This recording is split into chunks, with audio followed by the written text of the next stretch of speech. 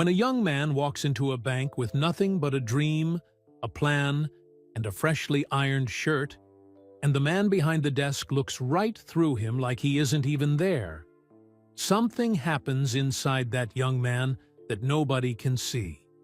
Something quiet, something permanent, something that will take 40 years to fully understand. That young man was 20 years old. He had walked over a mile in the February cold to get to that bank. He had pressed every crease out of his shirt that morning. He had his plan written on notebook paper, tucked inside a borrowed folder. He had done the math. He had practiced what to say. He had sat up straight in a padded blue chair and believed so hard it felt like a physical thing, like something you could reach into his chest and hold in your hand. And the man behind the desk told him no. No explanation. And no open door, no comeback when. Just a flat, final, 5-word wall. And a handshake that never required standing up. The young man picked up his papers. He thanked the man who couldn't look him in the eyes. He walked back out into the cold. And then something happened in that parking lot that nobody, not one single person on earth, witnessed. That young man made a decision, and that decision would quietly change the lives of people who hadn't even been born yet. His name was Michael Jordan. And 40 years later, 40 years of carrying something nobody knew he was carrying, he got into a black SUV, rode back to that same bank, walked through those same doors, and stood in the lobby holding a plain white envelope. No cameras, no press, no announcement, just a man, an envelope, and 40 years of everything in between. See, what was inside that envelope would make a grown woman cry in front of a lobby full of strangers. It would change the lives of 51 people in a single year. It would put something on a wall that people are still reading today. Words that have quietly given permission to people who didn't know they needed it. But here is the part that nobody talks about. Inside that envelope, along with everything else, was a piece of paper so old it had gone soft at the folds. Ink faded from black to gray. Carried in pockets and wallets and gym bags across 6 championships, 2 gold medals, and 40 years of living a life so big it outgrew every building ever built to contain it.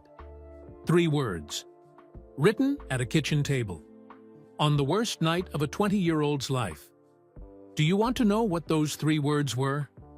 Watch this entire video, because when we get there, when you finally find out what Michael Jordan wrote on that piece of paper and why he carried it for 40 years and what he did with it on a quiet Thursday morning in October, you will never think about the word no the same way again.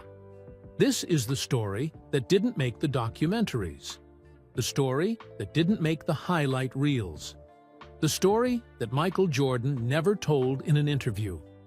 This is the real one. And it starts with a cold morning, a borrowed folder, and a 20-year-old boy who ironed his shirt before walking into a building that had no idea what it was about to accidentally start. The heat in the apartment had stopped working 2 days before. Michael Jordan didn't tell his mother. She had enough to carry already, and he was 20 years old. Old enough, he figured, out to sleep in a cold room without making it somebody else's problem.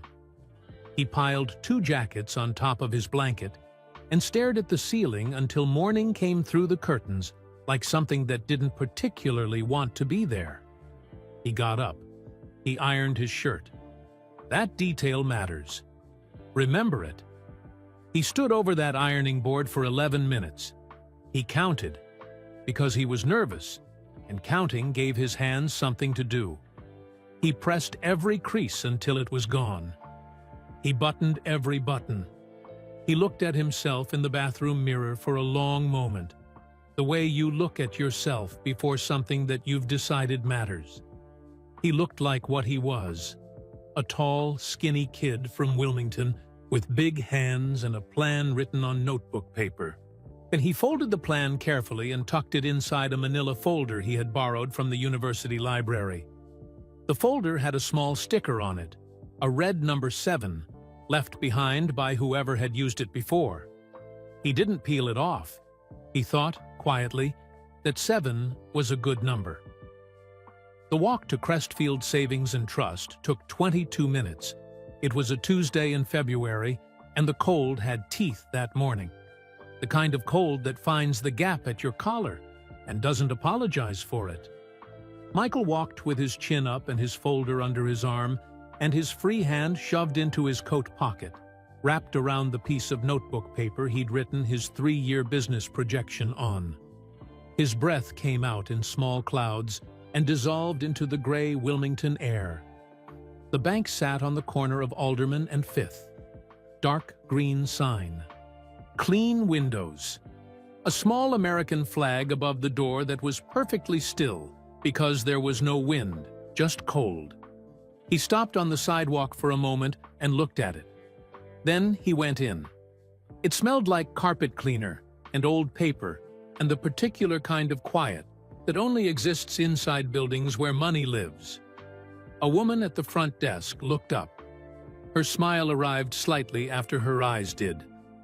He told her why he was there. She pointed him toward a row of chairs against the wall. Padded, dark blue. The kind that are comfortable enough to sit in, but not comfortable enough to forget that you are waiting. He sat. He held his folder in his lap with both hands. He kept his back straight. He waited 19 minutes. The man who finally appeared from the back hallway was named Gerald Pittman, 53 years old. A purple tie, knotted too tight. A face that looked like it had spent 30 years making decisions it never enjoyed and had stopped hoping that would change. He sat down across from Michael. He opened the folder. He did not look up once while he read. Michael watched him and kept breathing and told himself, "Be still. Be calm.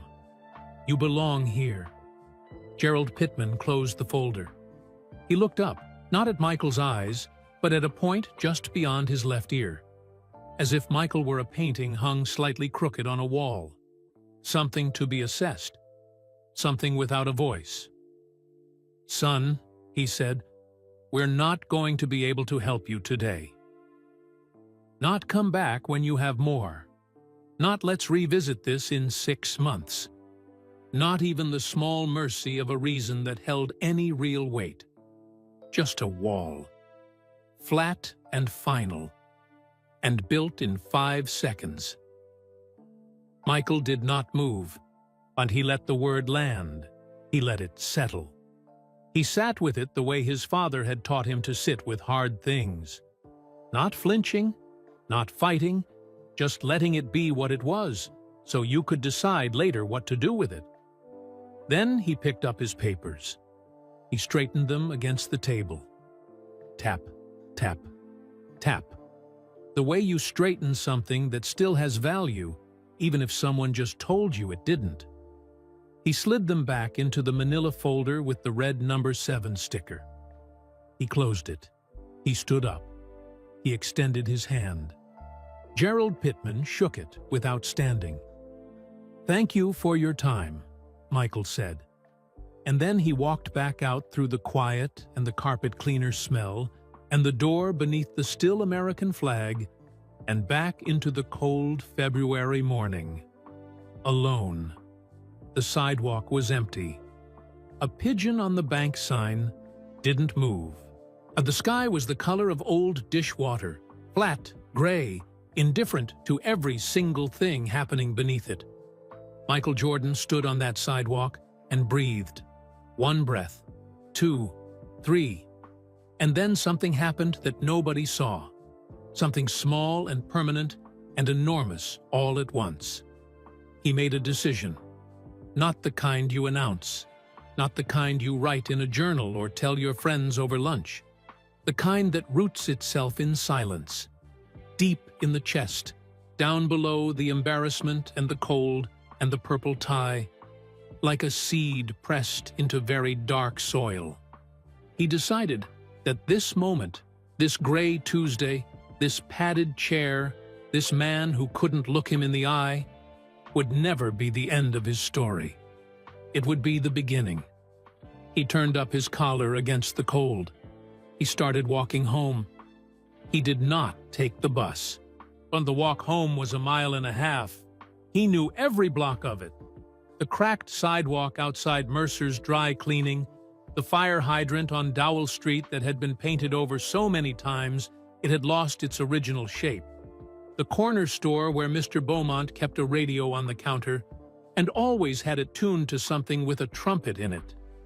Michael walked past all of it and saw none of it. His mind was somewhere else entirely. He wasn't replaying the meeting. He wasn't rehearsing what he should have said differently, or how he could have presented the folder better, or whether the red number 7 sticker on the cover had somehow made him look less serious. He had already decided those thoughts weren't worth the energy it cost to think them. He was thinking about fire. Specifically, he was thinking about what you do with it. Because that's what was happening inside his chest right now. Not sadness, not shame, not the hot and sloppy feeling of wanting to cry. Something with more heat than any of those things. Something pressurized. Something that needed a direction before it became destruction. What do you do with a fire you didn't ask for? He was still thinking about it when he turned onto his street and saw the light on in the kitchen window. His mother was home. Dolores Jordan was standing at the stove when he came through the door, stirring something in a big pot with a long wooden spoon, the way she stirred things, steady and unhurried, like she had all the time in the world and intended to use it wisely. She was humming something low under her breath, a church song, the kind with no rush in it. She heard the door. She turned, so she took one look at his face. She didn't ask a single question. She just turned back to the stove and kept stirring, slow and steady. And that right there, was somehow the kindest thing anyone had done for him all day. The simple grace of not making him explain himself before he was ready. He sat down at the kitchen table. He put the manila folder on the table in front of him. He looked at it. The red number 7 sticker looked back. He sat there in the warmth of the kitchen, in the smell of whatever was in that pot, in the quiet company of his mother's humming, and he felt the fire in his chest begin to find its shape. He reached into the folder. He pulled out the notebook paper, the business projection, the careful math, the plan that had just been told it wasn't good enough. He turned it over to the blank side. He picked up the pen that was sitting beside the salt shaker, and with his jaw set and his hand completely steady, he wrote 3 words. He folded the paper in half, then in half again, pressed the creases flat with his thumb, slowly, deliberately, the same way he had pressed every crease from his shirt that morning. He slid it into his back pocket. He didn't tell his mother what the words were. He didn't tell anyone. Some things aren't for sharing. Some things are just between a person and the version of themselves they're in the process of becoming. His father came home an hour later, still smelling like the machine shop where he spent his days fixing things with his hands, and his patience, and his refusal to leave anything broken that could be made whole. James Jordan sat down across from his son, and he looked at the manila folder on the table. He looked at Michael's face. He read the whole story in about 4 seconds without a single word being spoken, because that is what fathers who pay attention can do. He leaned forward, his elbows on the table, his voice quiet and without decoration. "You know what they just did?" he said. Michael looked up. "They gave you fuel," his father said. "You decide what you do with it." He pushed back from the table. He stood up. He walked to his son and pressed his lips briefly to the top of his head, the way he used to when Michael was small, when the world was a more manageable size. And then he went to the sink to wash his hands before dinner. Michael sat alone at the table. On the windowsill above the sink, his mother kept a plant, small, unremarkable, and stubbornly alive despite all the evidence suggesting it shouldn't be. He used to tease her about it. "Mama, that thing is never going to bloom." And she would wave him off without turning around. "You don't stop watering just because the ground is stubborn." He looked at the plant. He put his hand over his back pocket, where the folded paper sat. 3 words. Still warm. He thought about that sometimes. How the paper never really cooled. How it traveled with him through the years like a second heartbeat, pressed against whatever was closest to his body.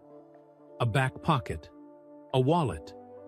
A zipper compartment in a gym bag that had logged more miles than most people travel in a lifetime. 3 words.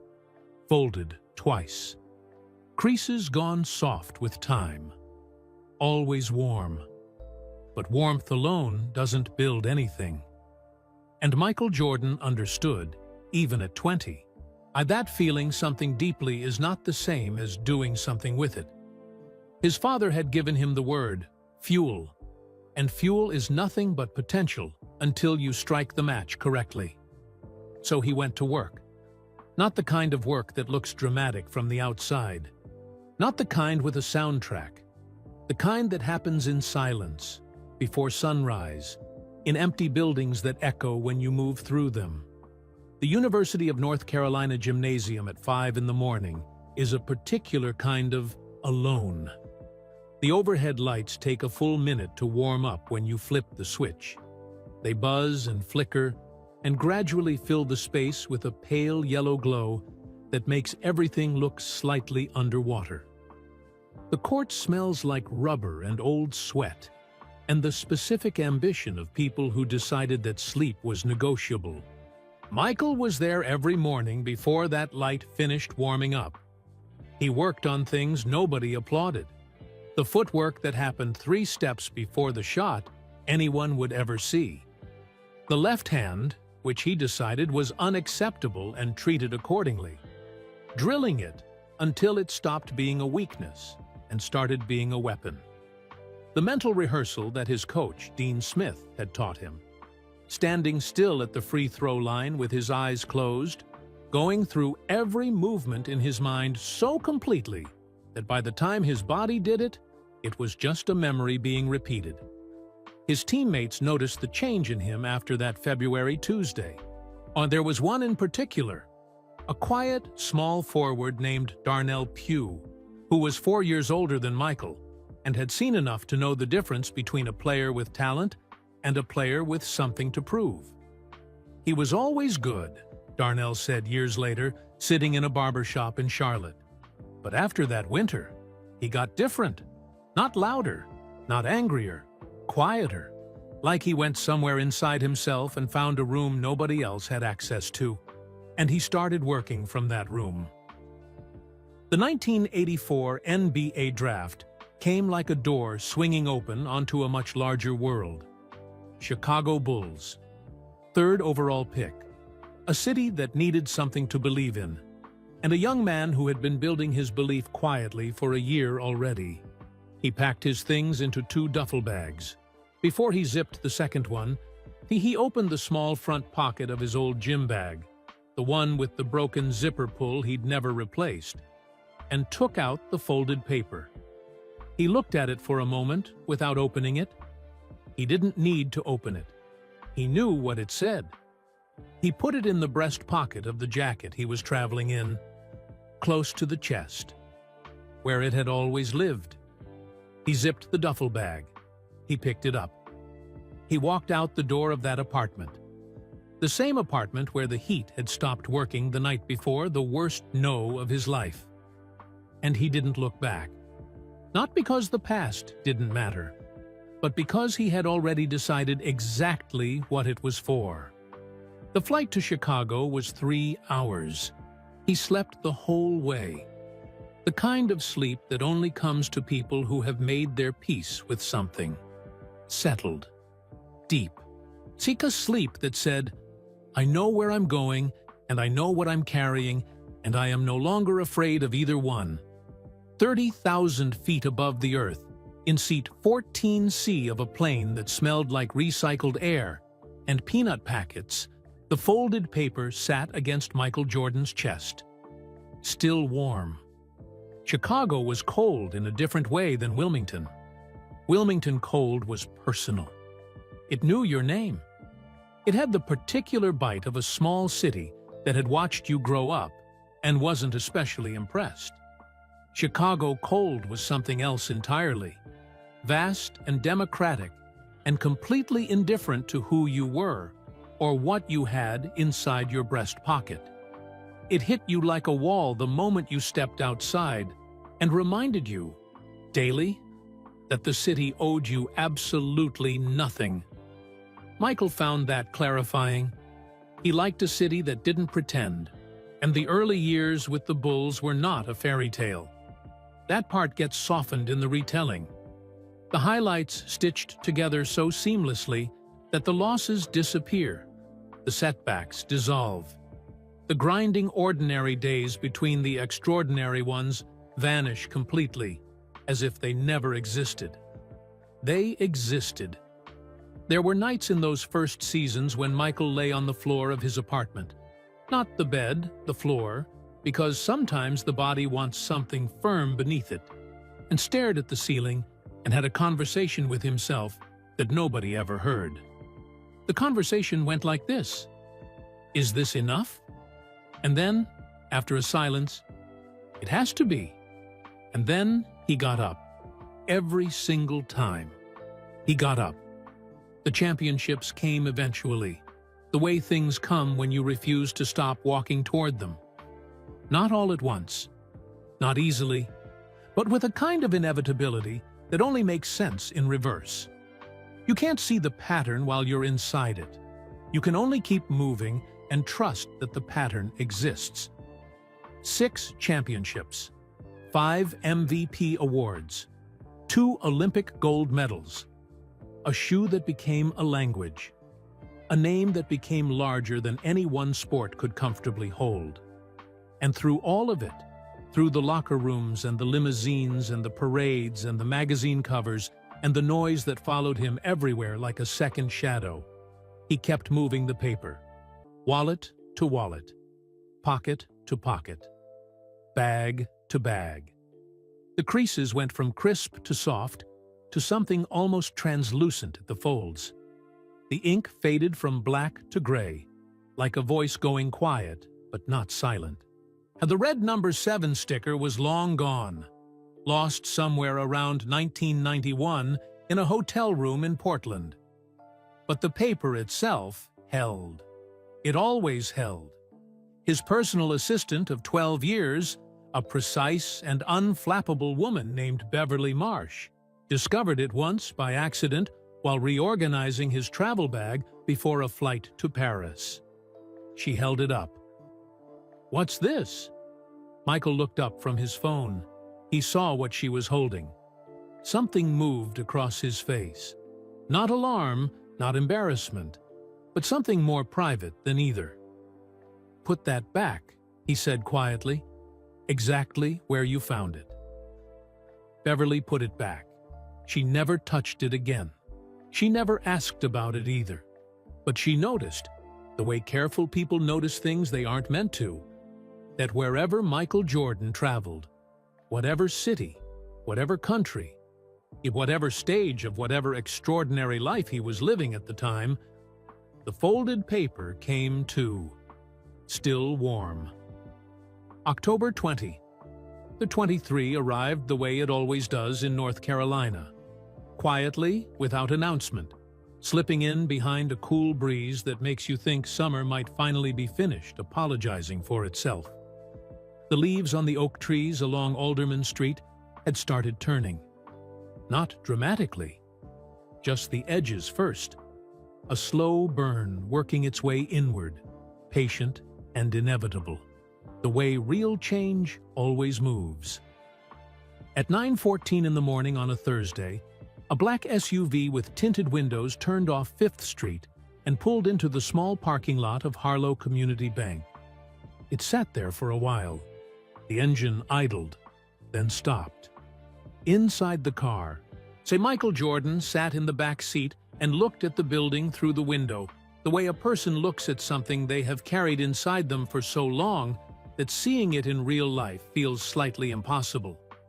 Like a dream that forgot to disappear when you woke up. The green sign was gone. The new sign was simpler, smaller. The windows were cleaner than he remembered. Someone had planted 2 young maples near the entrance that hadn't been there before. Everything was different, and nothing was different, and both of those things were true simultaneously. He sat with that for a moment. His driver, a steady and silent man named Roy, watched him in the rearview mirror and said nothing. Roy had worked for Michael for 9 years. He understood that there were silences you drove through and silences you waited inside, and that knowing the difference was most of the job. This was a waiting silence. Michael reached into the inside pocket of his jacket. The envelope was there. Plain white. Sealed. No writing on the front. He had sealed it himself at his kitchen table 2 nights before. He had sat alone with a single lamp on and taken a very long time doing it. Not because the sealing was complicated, but because once it was sealed, this was real. This was happening. 40 years of carrying something was about to become 40 years of having carried it. Past tense. Done. He pressed the envelope flat against his chest for just a moment. Then he opened the car door. The October air met him immediately. Cool and clean and smelling faintly of turned leaves and something sweet from the bakery 2 doors down that hadn't existed in 1983. And he stood on the sidewalk and straightened his jacket and looked at the entrance of the bank. 2 young maples, clean windows, a door that hadn't changed. He walked toward it. Behind him, Roy stayed with the car. One security associate, a quiet, broad-shouldered man named Curtis, who had a gift for being invisible in public spaces, followed at a distance that was close enough to matter and far enough to disappear. No cameras, no publicist, no carefully prepared statement for the press. Just a man and an envelope, and 40 years of knowing this moment was coming. He pushed open the door. The smell hit him first. Different cleaning products now. A hint of fresh coffee from a machine near the teller windows. Something faintly citrusy. But underneath all of it, underneath the new smells layered over 2 decades of renovation and rebranding, there was something that hadn't changed. Something in the bones of the building itself. The particular quality of the quiet. The way sound flattened out the moment the door closed behind you. He knew this quiet. He had sat inside it once before, in a blue padded chair, with a manila folder on his knees, and his whole future balanced on someone else's willingness to see him. He stopped just inside the entrance and looked at the corner. The chairs were still there. Different fabric now, a deep burgundy instead of dark blue. But same position, same corner, same arrangement, like they had never been moved, like the room had quietly agreed to keep that particular geometry intact across 40 years of everything else changing. A young teller at the second window glanced up, and then did the particular thing people do when they recognize someone famous in an unexpected location. A fast double take, a frozen moment, a rapid internal negotiation between what the eyes are reporting and what the brain finds believable. Michael didn't look at her. He was still looking at the chairs. I sat there, he thought. I was 20 years old, and I sat there, And I believed so hard, it felt like a physical thing, like something you could have reached into my chest and held in your hand. He pressed his lips together. Then he walked to the front desk. The young woman sitting behind it had a name tag that read, Simone, in small black letters. She was perhaps 22 years old. She had a pencil tucked behind her ear and a stack of deposit slips to her left, and the expression of someone who had been having a perfectly ordinary Thursday until approximately 11 seconds ago. She opened her mouth, closed it, opened it again. "Good morning," Michael said, gently, like he understood exactly what was happening behind her eyes and wanted to make it easier. "I was hoping to speak with your branch manager. I don't have an appointment. I apologize for that." Simone nodded. The nodding continued slightly longer than necessary. "Of course," she said. "Can I—" "Yes. Can I get your name?" He told her. She wrote it down. She looked at what she had written. She looked back up at him. She looked back down at the paper, as if confirming that the name hadn't changed between the two glances. It hadn't. "One moment, please, Mr. Jordan," she said, with the careful, deliberate composure of someone who had decided that professionalism was the only life raft available and was holding onto it with both hands. She picked up the phone.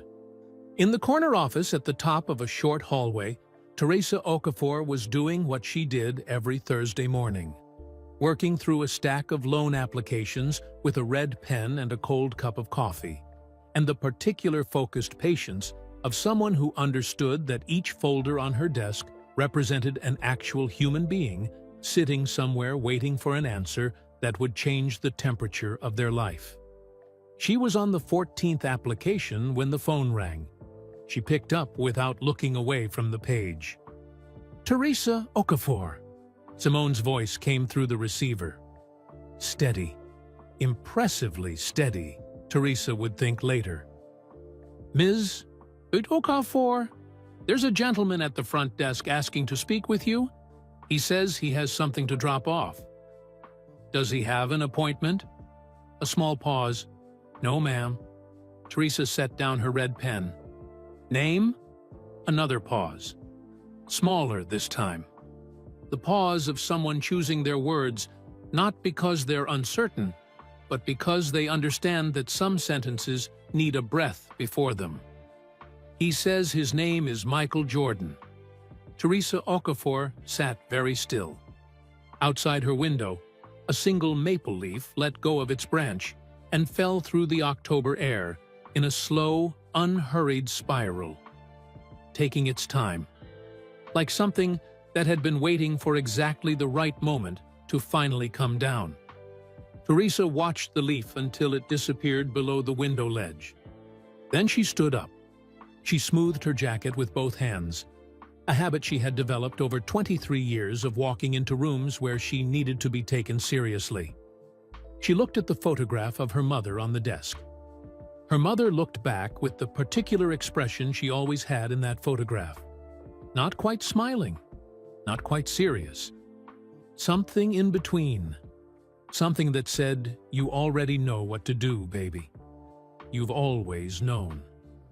Teresa picked up her pen, set it back down, left it.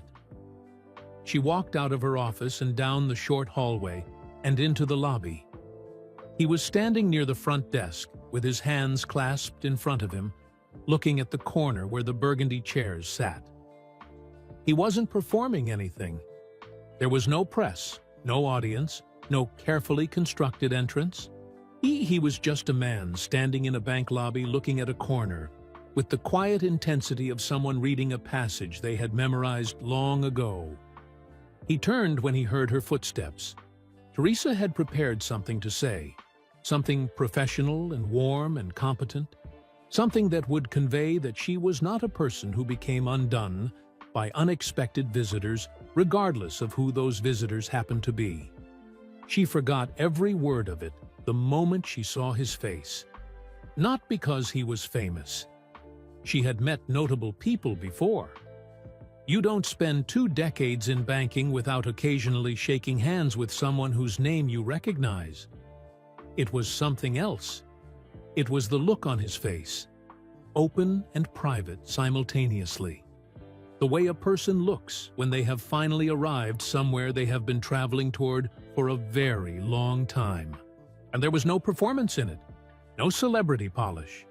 Just a man, present and unhurried, carrying something that clearly had weight. She put out her hand. "Mr. Jordan, I'm Teresa Okafor, branch manager." He shook it firmly. He looked directly at her, not past her, not through her, at her. The specificity of it was striking, like being handed something you didn't realize you'd been waiting to receive. "Thank you for seeing me," he said. "I know I didn't call ahead." "Please," she said. "Is there something I can help you with?" He reached into his jacket. The lobby did what lobbies do in the moments just before something irreversible happens. It got very quiet, not silent. The heating system still breathed. The fluorescent lights still hummed their low, constant note. Somewhere behind the teller windows, a keyboard stopped clicking. But the quality of the quiet changed, like the moment before weather arrives. He pulled out the envelope, plain white, sealed. No writing on the front.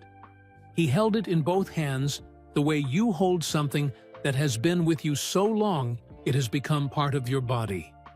And releasing it requires a different kind of courage than anything anyone will ever write about you.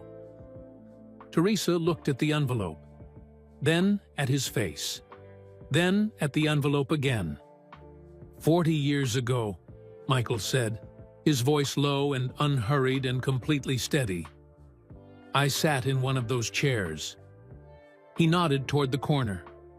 I was 20 years old. I came in with a plan written on notebook paper and a folder I borrowed from the university library. I asked this bank for a small loan. He paused. Let it settle. The man who saw me that day, he never looked me in the eye, not once. And when he told me no, he didn't stand up. He didn't explain himself. He just... Michael stopped. Something moved briefly across his face, gone as quickly as it came. He just built a wall and called it a decision. Teresa realized she had stopped breathing at a normal rate. Behind her, she was aware of Simone at the front desk, motionless, of Curtis near the door, looking at the ceiling, of the Thursday morning lobby, holding itself completely still, the way witnesses do. Michael held the envelope toward her. I'd like you to have this, he said. Teresa's hands rose to receive it before her mind had fully authorized the movement. It was lighter than she expected, which somehow made it heavier than anything she had ever held. She looked at the envelope in her hands, then at Michael's face. And he was watching her with the patience of someone who had waited 40 years for this moment and could wait 40 more seconds without difficulty. Should I open it now? She asked. That's up to you, he said. But I'd like to tell you something first. She nodded. Her hands were still. When I walked out of this bank in 1983, he said, I was 20 years old, and I had just been told, without a single real reason, that I wasn't worth the risk. He paused, not for effect, for accuracy, choosing each word the way you choose, footing on uncertain ground. I stood on that sidewalk out there, and I felt something I didn't have a name for yet, something hot and pressurized and looking for a direction. He glanced toward the window, toward the parking lot beyond it, toward the sidewalk where a 20-year-old boy had once stood alone in February, cold, and made a silent decision that would quietly govern the next 4 decades of his life. My father called it fuel, Michael said. He was right, but I had to learn how to use it correctly. Because fuel used badly, he shook his head slowly, just burns the wrong things down. Teresa felt something shift in the room. Not dramatically. The way light shifts when a cloud moves, gradual, total, transforming everything without disturbing anything. "I never forgot this place," he continued, "not out of bitterness. I want to be clear about that. I kept this place in my memory the way you keep a scar, not to suffer over it, but to remember what healed. To remember what you survived.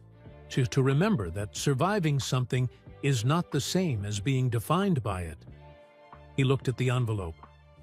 "That's what's in there," he said quietly. "Everything I chose to become instead of angry." Teresa looked down. Her thumb found the sealed edge. She thought about the stack of loan applications on her desk upstairs. 14 of them, 14 folders, 14 human beings sitting somewhere in this city right now, in cold apartments or warm kitchens, waiting for a word that would either open a door or build a wall. She thought about a 20-year-old with an ironed shirt and a red number 7 sticker on a borrowed folder. She thought about everything a single no had accidentally started. She slid her finger under the seal. The envelope opened with a sound like a held breath finally released. Inside were 2 things. On the first was a check. Teresa looked at the number. She read it once. She read it again. She looked up at Michael Jordan, and he looked back at her with the steady, uncomplicated expression of a man who had made a decision a long time ago and was simply now finishing the paperwork on it. In the memo line, in handwriting that was unhurried and certain, 4 words: "For the ones waiting." Her eyes burned. She pressed her lips together. She breathed through her nose with the fierce concentration of a woman who had spent 23 years earning the right to stand in this office and was absolutely not going to spend this particular moment falling apart in front of anyone. She failed at that. Not catastrophically. Just one tear. Just the one. It made it as far as her jaw before she caught it with her knuckle and cleared her throat and straightened her spine. "This is," she started. "A loan fund," he said, "for first-time applicants, people without collateral, people who come in with a plan and a folder and a hope they've been building quietly in private." He looked at the corner, at the burgundy chairs, the ones who sit over there and believe hard enough that you can almost see it coming off them. He looked back at Teresa. "I was always enough," he said. "I just needed one person to say yes." She reached back into the envelope. The second thing was a piece of paper. Old. Extraordinarily old. Gone soft at the folds the way paper goes when it has been handled with great care over a very long time. As she opened it, as carefully as she had ever opened anything in her life, the way you open something irreplaceable, something that exists in the world as a single copy with no possibility of replacement. The ink had faded from black to the pale gray of an old photograph, but the words were still there. 3 of them. She read them. Something moved through the lobby then, something without a name, something that had no business being inside a bank on a Thursday morning in October, but was there anyway, undeniably, like weather that comes through walls. Teresa looked up. Michael Jordan was watching her face read those 3 words for the first time, and the expression on his was one that she would spend a long time trying to describe to people afterward and never quite manage, because it was too many things at once. Relief, completion, and the particular piece of a man who had carried something heavy for so long that setting it down had changed the way he stood. He looked, she would finally say, like someone who had just come home. "I want it framed," he said softly, "and hung right there." He pointed at the wall beside the corner chairs. at eye level, so that anyone sitting in those chairs waiting for their answer, he paused, has something true to look at while they wait. Teresa nodded. She didn't trust her voice entirely. She looked one more time at the 3 words on the old soft paper in her hands. 3 words written by a 20-year-old boy at a kitchen table, on the worst night of his young life. Written with a steady hand, and a jaw set hard against the cold and the purple tie, and the wall that had been built and called a decision. On 3 words that had traveled in pockets and wallets and gym bags across 40 years, and 6 championships, and a life so large it had outgrown every building ever built to contain it. 3 words that had always been warm. Watch me rise. The loan fund was announced without fanfare. No press release, no photographs, no carefully timed social media moment. Michael Jordan's team processed the paperwork quietly, and Teresa handled everything else with the same thorough, unhurried attention she brought to every loan application she had ever reviewed. Which is to say, she treated it like it mattered. Because it did. In the first 12 months, 51 people received loans they might otherwise have been denied. A 23-year-old named Dominic Reyes opened an auto repair shop on the east side of the city, and he hired 4 people within the first 6 months. One of them was his younger brother, who had been looking for steady work for 2 years. A woman named Gloria Hendricks, 57 years old, recently widowed, carrying a business idea she had been nurturing privately for 11 years, opened a seamstress and alteration studio 3 blocks from the bank. She had a 4-month waiting list within her first year. A 19-year-old named Jalen Marsh, no relation to Beverly, just the way names sometimes echo across a story, started a tutoring company out of his mother's living room with 3 clients and grew it to 31 by spring. None of them knew whose money it was. That was the condition Michael had set, and the only condition he had set. Anonymous, he had told Teresa, standing in the lobby with his jacket straight and his hands quiet at his sides. It's not about me. It's about the chair in the corner, the burgundy chair where people sit and wait and believe hard enough that you can almost see it coming off them. Teresa had the old paper framed exactly as he asked. Simple black frame, clean glass, eye level, hung on the wall beside the corner chairs so that it was the first thing you saw when you sat down and looked up. She had a small plaque made for beneath it. No name, no explanation, no story attached. Just 4 words in small clean type. For the ones waiting. On the morning she hung it, she stood back and looked at it for a long moment. Simone came and stood beside her. Then, the Thursday morning loan applicants began arriving one by one. A young couple with a restaurant idea. A middle-aged man with calloused hands and a landscaping plan.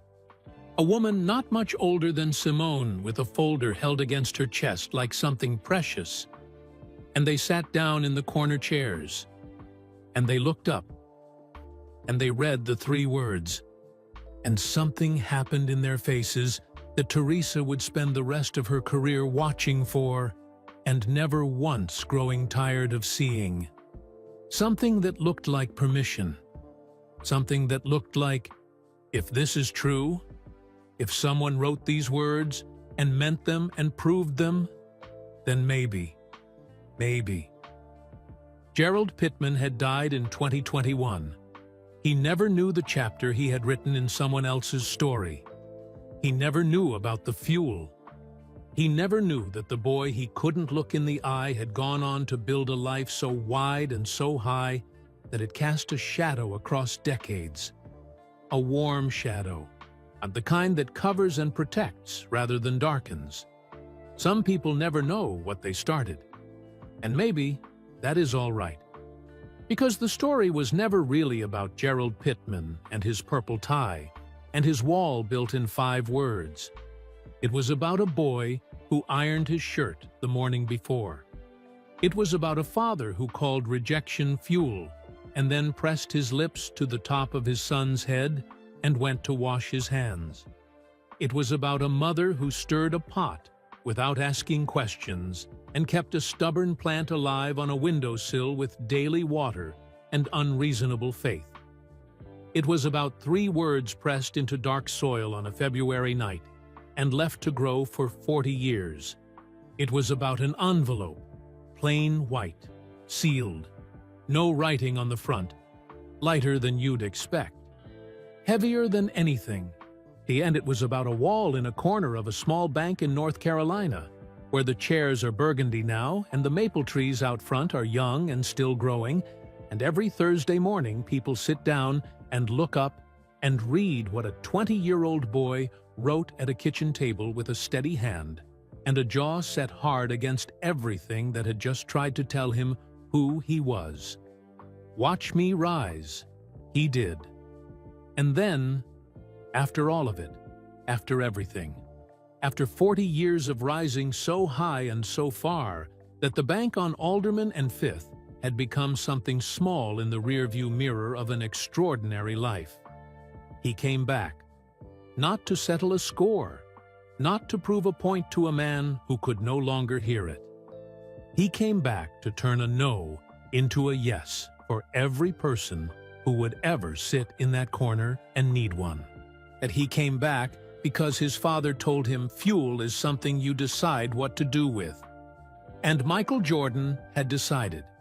He had decided on that cold February sidewalk at 20 years old, with his folder under his arm and his heart hammering and his chin level and his whole enormous future still entirely unwritten.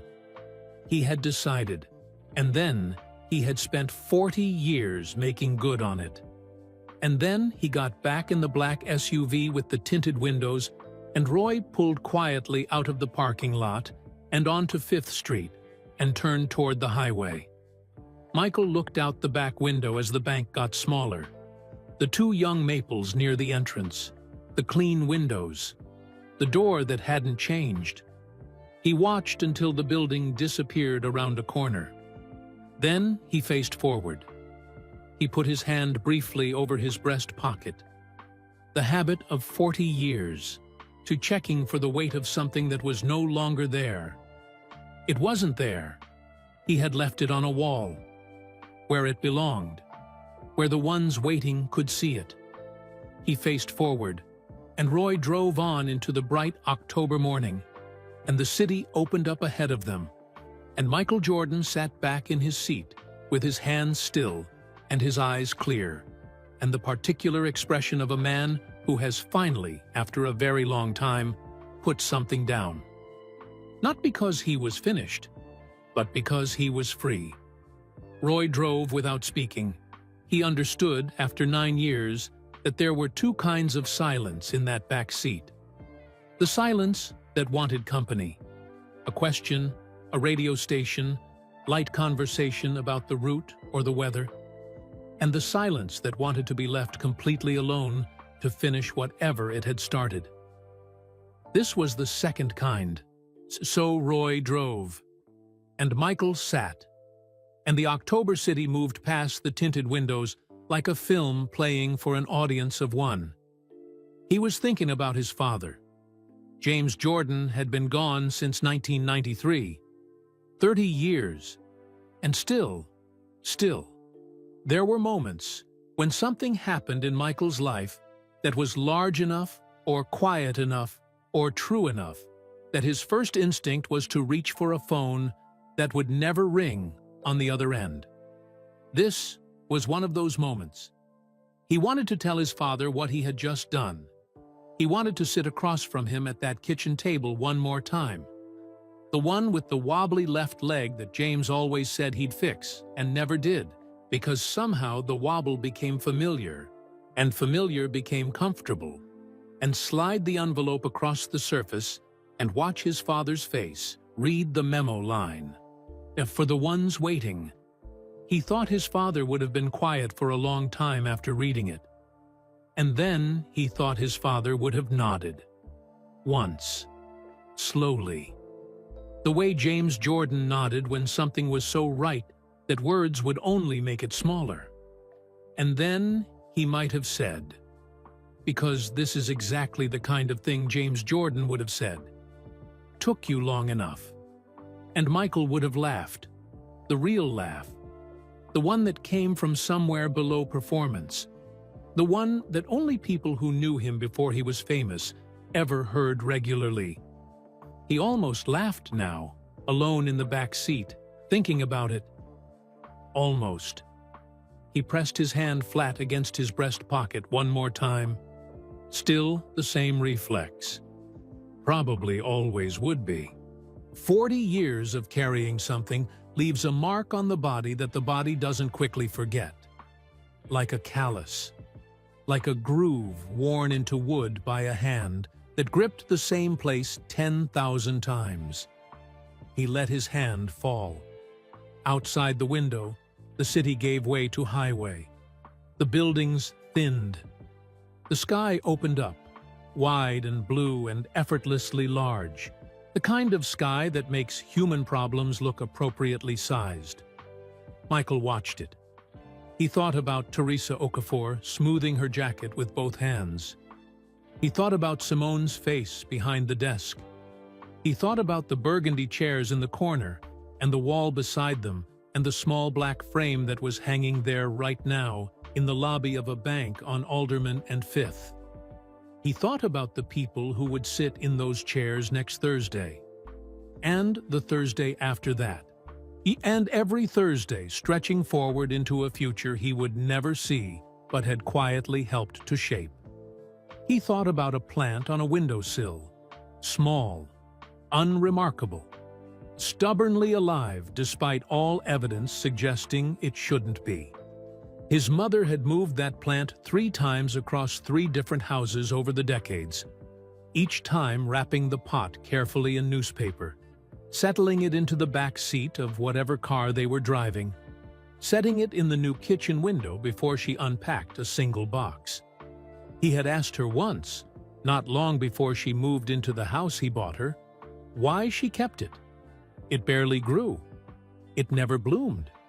It was just a small green presence that required daily attention and returned almost nothing visible. His mother had given him the look she reserved for questions that had obvious answers being asked by people who should know better by now. "Baby," she said, "it's alive, isn't it?" He thought about that. He thought about 51 people who had sat in burgundy chairs and walked out of a bank with a yes they almost hadn't received. 51 small green things that were alive now. Alive and growing. Because someone had decided that watering mattered even when the ground was stubborn. Dominic and his shop, Gloria and her studio, young Jalen and his 31 tutoring clients, and the spring still ahead of him. All of it growing from a seed planted in the dark on a February night in 1983 by a 20-year-old boy who had nothing except the decision to keep going. Michael Jordan looked out at the wide blue sky. He breathed in. He breathed out. And somewhere behind him, getting smaller with every mile, but permanent now, fixed to a wall at eye level in a corner where the ones waiting could see it, 3 words sat inside a simple black frame with clean glass, written in ink that had faded from black to gray to something almost silver, the color of something that has traveled very far and survived. That word stayed with Teresa long after the black SUV disappeared from the parking lot. She stood at the lobby window and watched it go, watched it turn onto 5th Street and merge into the ordinary Thursday morning traffic, and become indistinguishable from every other vehicle moving through the city. And she thought about survival, what it actually meant, what it cost, what it quietly produced in the dark without anyone watching. She was still holding the empty envelope. She hadn't put it down yet. She wasn't sure she was ready to. Simone appeared beside her, close enough to be present, far enough to be respectful. And for a moment, the two of them just stood there together at the window, saying nothing, looking at the space where the SUV had been. "Ms. Okafor," Simone said finally, her voice careful and young and full of something she was still finding language for. "What was on the paper? The old one? The one he left?" Teresa looked at her. Simone was 22 years old. She had started at the bank 8 months ago. She took the bus in from the east side every morning and was never late, and kept a photograph of her younger sister tucked into the corner of her workstation, and had applied twice for a promotion she hadn't received yet. Teresa had approved her third application just last week. She looked at this young woman, with her pencil still tucked behind her ear, and her eyes full of the particular hunger of someone who was just beginning to understand how large their own life could become.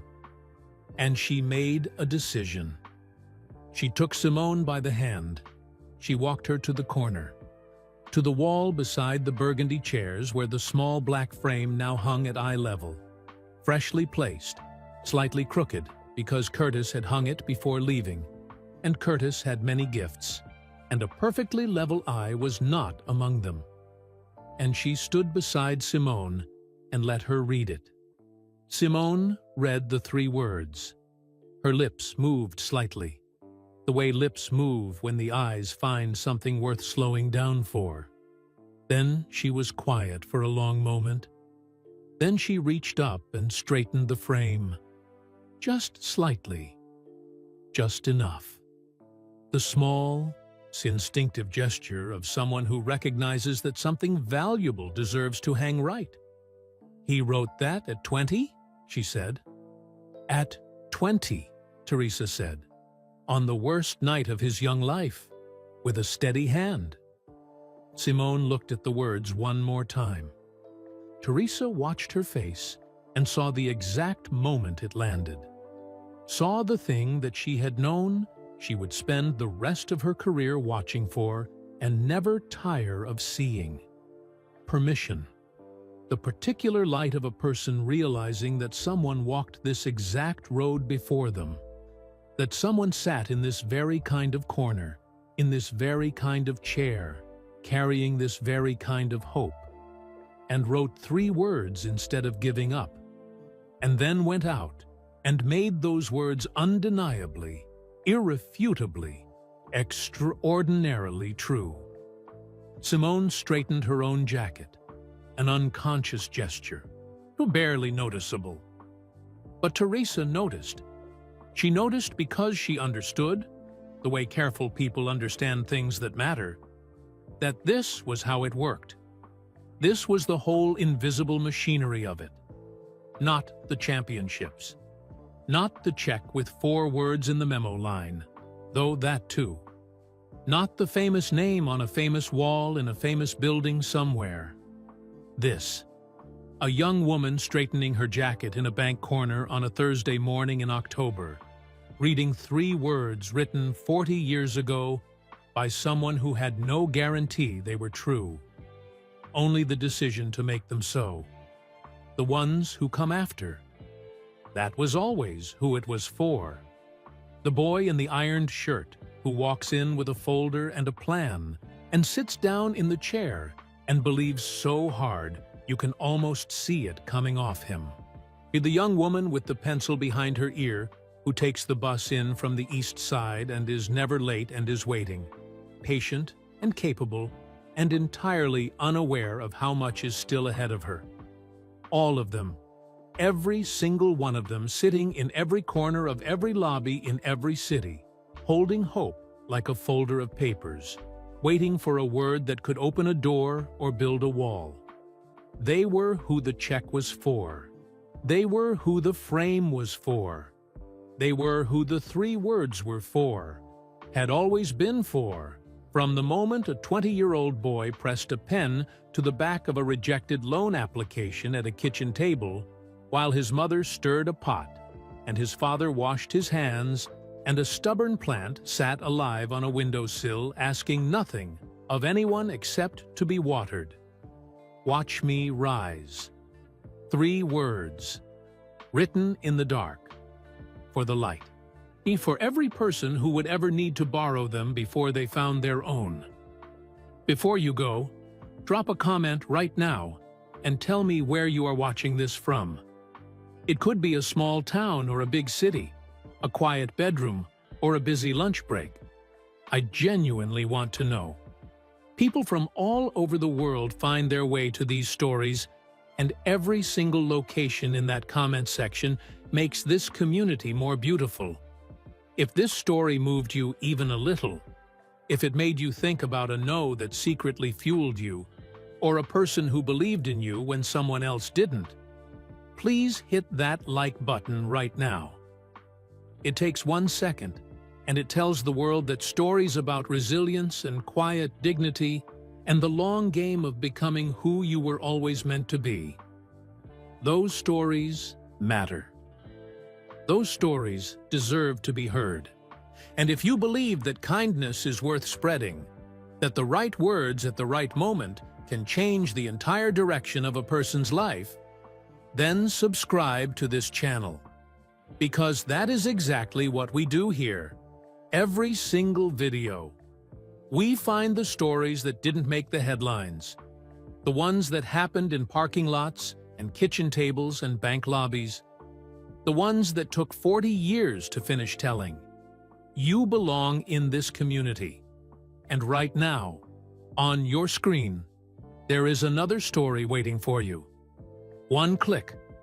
That is all it takes. Go watch it. And remember what 3 words can do when a person refuses to give up.